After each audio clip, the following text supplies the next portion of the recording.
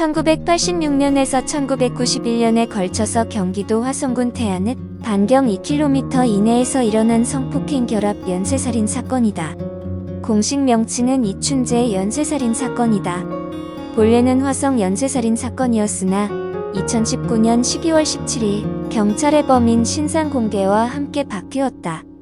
영구 미제 사건으로 생각되던 장기 미제 사건들이 해결되는 경우가 없지 않았지만 화성 연쇄살인 사건은 국내 미제 사건 중 가장 악명 높은 연쇄살인 사건으로 수십 년에 걸친 노력 끝에 범인이 특정되었기 때문에 대한민국의 범죄사 교과서에 길이 남을 일이라고 볼 수 있다.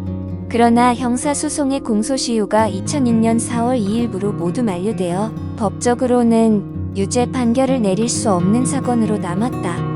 다만 범인인 이춘재가 이미 다른 범죄로 무기징역형을 선고받고 복역 중이기에 가석방을 차단하여 사회에 나오지 못하도록 영구히 격리하는 것은 가능하다. 당시 1986년에 관할 파출소장들은 정권의 눈치를 보느라 1차에서 4차까지 사건이 발생하는 동안 연쇄살인 사건이라는 것을 인정하지 않았다. 사건이 커지는 것을 원하지 않았기 때문에 현장을 빨리 태워버리는 등 초동조치 기본이 지켜지지 않았고 이것이 사건 해결을 더욱 어렵게 만들었다.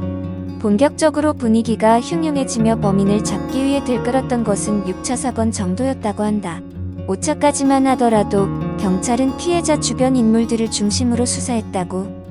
지금이라면 같은 지역에서 비슷한 수법으로 2에서 3명만 살해되더라도 연쇄살인임을 확신하겠지만 당시에는 연쇄살인이라는 개념 자체도 제대로 정립되지 않은 때였기 때문이다. 또한 수사 기법이 발달하지 않았고 해당 지역 자체가 상당히 낙후되어 치안이 좋지 않았기 때문에 강간살인은 그렇게 드문 범죄가 아닌 것도 한몫했다. 2019년 9월 18일 진범으로 추정되는 용의자가 확인되었다. 용의자로 지목된 이춘재는 1994년 청주 처제살인 사건으로 이듬해에 무기징역을 선고받고 20년 이상 부산교도소에서 복역 중인 무기징역수다. 그간 경찰은 지난 2년간 들어온 수십 건의 첩보를 바탕으로 7월 이춘재를 특정하고 2달간 진범인지 여부를 조사해왔다고 한다. 이춘재는 용의자 특정 이후 이어진 8차 조사까지 범행을 완강히 부인했으나 2019년 10월 1일 처음으로 범행 내용을 자백했다. 대한민국 역사상 최악의 연쇄살인 사건이자 개구리 소년 실종살인 사건, 이영호 유괴살인 사건과 더불어 대한민국의 대표적인 영구 미제 사건이었다.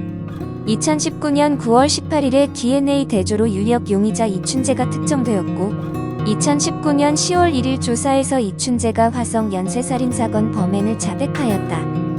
이로써 대한민국 3대 미제 사건 중 제일 인지도가 높은 화성 연쇄살인 사건은 결국 과학수사의 발전과 형사들의 노고 끝에 미제 사건의 틀에서 벗어난 사건이다.